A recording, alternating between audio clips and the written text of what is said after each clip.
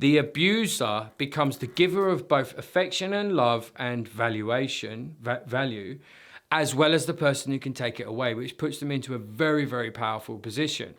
And if we fall into this dynamic with someone, it will begin to erode our self-esteem. And the more it erodes, like all manipulation and control does, the more it erodes, the more we latch on to the abuser, either through, as I've said, hope.